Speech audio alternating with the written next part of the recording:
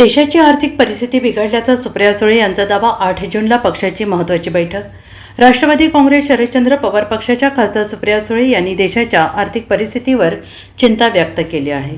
देशाची आर्थिक स्थिती बिघडली असून विविध क्षेत्रांमध्ये त्याचे परिणाम जाणवत असल्याचं त्यांनी म्हटलेलं आहे. तसेच पक्षाच्या आगामी वर्धापन दिनाच्या पार्श्वभूमीवर 8 जून रोजी पक्षाचे पदाधिकारी आणि कार्यकर्ते एकत्र येणार असल्याची माहिती त्यांनी दिली आहे.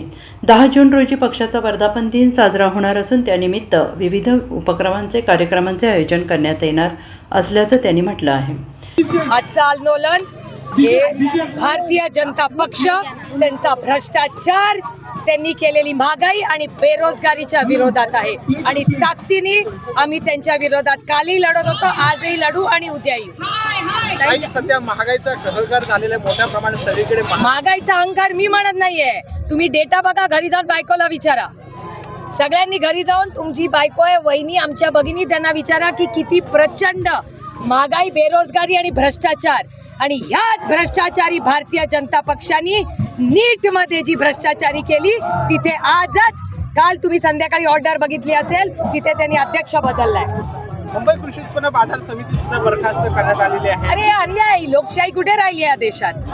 सगळी दडपशाही सुरू झालेली आहे. Bureau report SBN Marathi, Navi Mumbai.